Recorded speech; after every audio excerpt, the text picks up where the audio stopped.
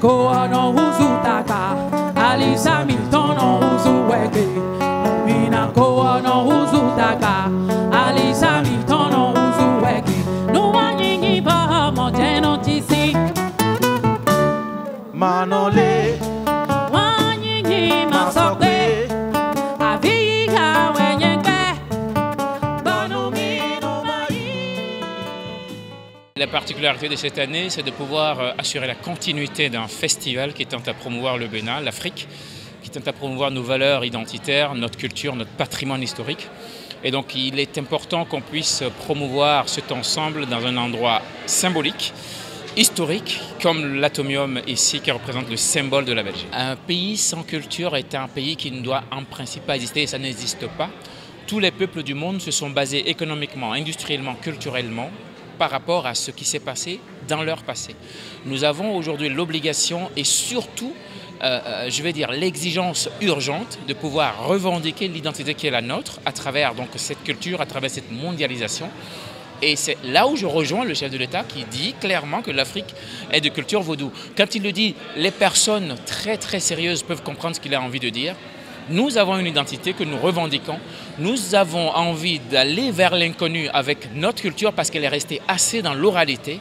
Et aujourd'hui, c'est normal qu'un pays comme le Bénin, aussi petit qu'il soit, puisse revendiquer à la face du monde, ici à l'Atomium, au symbole belge, que nous venons du Dahomey, nous venons du Bénin, qui est le berceau du vaudou, le berceau d'une sorte de civilisation, le berceau d'une sorte de culture historique, qui a envie simplement d'aller vers l'autre, la solidarité internationale, la paix internationale et surtout le partage de richesses. On a eu quand même 3 éminents professeurs d'université qui sont venus du Bénin, de Belgique et d'autres pays qui ont pu plancher sur le vaudou, les rites initiatiques, ce qui nous permet un peu d'aller dans le sens de l'universalité de certains rituels dans notre culture, dans notre patrimoine. C'est dans la découverte de l'autre aussi, peut-être dans les différences et dans le dialogue, mais en même temps de voir, et c'est ça je crois la richesse de notre humanité, se dire mais quels sont tous les ponts qui nous construisent et nous rejoignent dans notre humanité.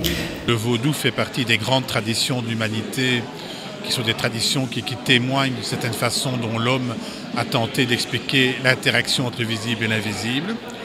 Je dirais que l'étude du vaudou permet de comprendre aussi comment les religions se sont ventilées dans un contexte migratoire forcé, l'esclavagisme au premier chef.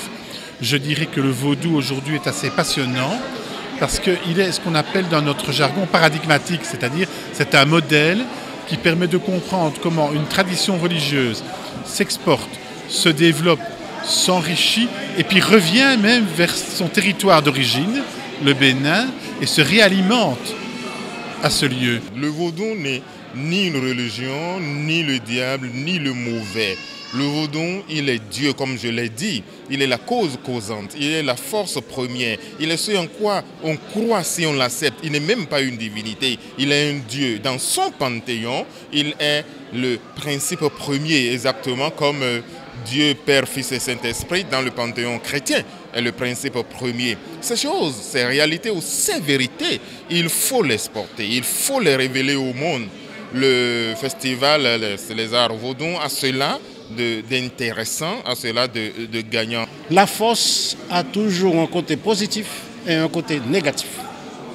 La façon dont le vaudou est pratiqué dans mon pays, je ne connais pas comment c'est pratiqué au Togo et au Bénin, mais je dis au mon pays, il y a des améliorations à apporter. Parce que ça a tendance à être le côté, si vous voulez, négatif qui prime sur le côté positif.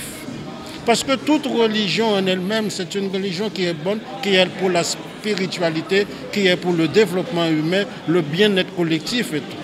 Mais cependant, qu'est-ce qu'on constate parfois? Dans le catholicisme, on a des pédophiles et qui sont curés. Est-ce que vous comprenez ce que je veux dire? Dans le protestantisme, il y a des évangélistes qui sont, moi je les appelle, des mercenaires à business divin. Parce qu'ils sont venus pour faire du fric, ils sont là dans le 4x4. Ça, c'est le côté négatif. Mais ce n'est pas pour ça qu'il faut jeter l'eau du bain avec le bébé dedans. Trop de gens ne se rendent pas compte, s'imaginent que c'est quelque chose d'exotique et ne se rendent pas compte de la profondeur du culte vaudou, de ce que ça apporte à l'homme, de la manière de laquelle il peut se construire autour du vaudou. Et donc, plus on fera de tourisme au Bénin, plus les gens viendront au musée à Strasbourg, mieux ils arriveront à comprendre cela. Et je pense que c'est important pour l'échange entre les hommes que ce genre de manifestation continue et se développe. Pour certains, le vaudou est une religion, pour d'autres, c'est une pratique traditionnelle d'une façon générale. Le vaudou chez nous est une tradition ancestrale qui, au fil des années, a subi des modifications, a subi des transformations. Le vaudou a été importé en Haïti, dans les Caraïbes. Il y a des pratiques et des rites qui sont différentes, mais qui se résument à une seule chose, à la pratique du vaudou. Juste après, on a eu une performance assez exceptionnelle donc de danseurs contemporains Médard Sousa et de Rafi Okefolorant qui nous démontrent l'offrande avec un tableau assez magnifique qui couvre quand même 200 mètres carrés. Au cœur de ce monde, le souffle de l'esprit met à l'œuvre aujourd'hui des énergies nouvelles. Au cœur de ce monde, le souffle de l'esprit fait retenir, fait ressentir le cri de la bonne nouvelle.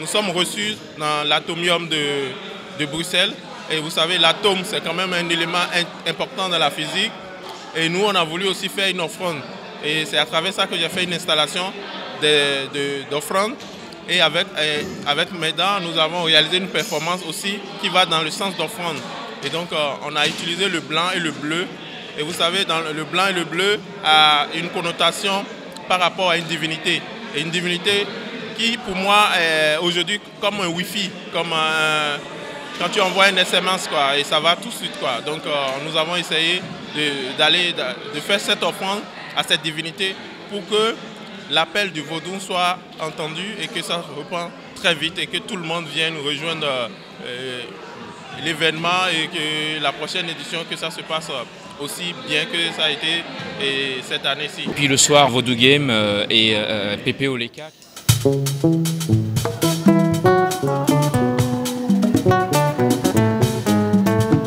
Enlève les mouchoirs, non vigne, non cahier,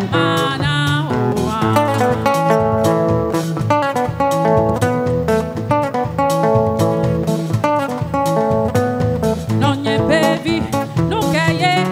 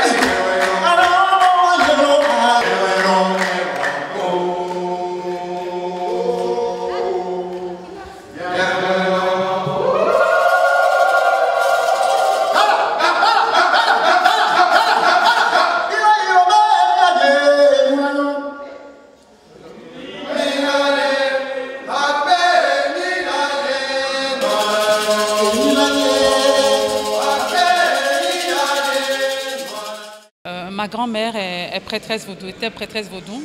Ma grand-mère était mamie mais pratiquante et tout. Et il se fait que j'ai hérité involontairement parce que moi j'ai toujours refusé toutes ces choses. Je dis je ne comprends pas, je ne veux pas savoir, mais j'ai fui longtemps. Mais aujourd'hui je suis fière, je suis heureuse, je me sens en paix avec moi-même, je suis heureuse de pouvoir assumer et je n'ai pas peur de dire que j'assume. Et c'est ce que tout le monde devrait faire. C'est pas diabolique. It's not shame, c'est pas une honte. On doit pouvoir assumer sans problème. Et c'est ce que j'appelle chaque enfant d'Afrique et d'ailleurs, à assumer nos valeurs, à assumer ces choses-là que nos aïeux nous ont laissées. C'est une richesse incroyable, c'est une force incroyable. Et je suis fière de pouvoir d'hériter. Moi, j'ai hérité de ça et j'en suis très, très fière. On ne peut pas dissocier moi en personne et le vaudou. Le vaudou est en moi. Le vaudou, c'est ma culture. Donc, moi, quand je me lève le matin, je pense à vaudou, quoi. C'est-à-dire, quand je dors la nuit, je pense à vaudou. Donc, ça, c'est vital. Donc, je ne peux pas dissocier le vaudou et Peter Solo parce que c'est sa culture. C'est ce qu'il défend. C'est ce qu'il fait moi aussi. C'est ce qui est ma vie. Je suis né pour ça, pour défendre cette culture jusqu'à mourir un jour. Donc, c'est ma manière de vivre, moi. On a eu de la musique de très grande qualité. On a eu une artiste que je ne connaissais pas, mais que j'ai découvert et que j'ai vraiment beaucoup apprécié. Et puis j'ai eu Vodou Game que je voulais venir voir, c'est pour eux qu'on est venu, et qui ne m'ont pas du tout déçu. La musique africaine, quand elle est bien faite comme ça, elle vous transporte, elle vous fait vibrer. Et c'est assez agréable comme sensation de vivre des moments comme ça. Mais aujourd'hui, c'était tout simplement spectaculaire. Félicitations aux organisateurs. Moi-même, je viens d'Afrique de l'Ouest et je ne viens pas du même pays, mais j'ai découvert une équipe très organisée, une programmation extrêmement riche, un programme de qualité. J'invite l'année prochaine les gens à venir nombreux. Et c'est ainsi que se clôture la deuxième édition du Festival des Arts Vaudou à Bruxelles.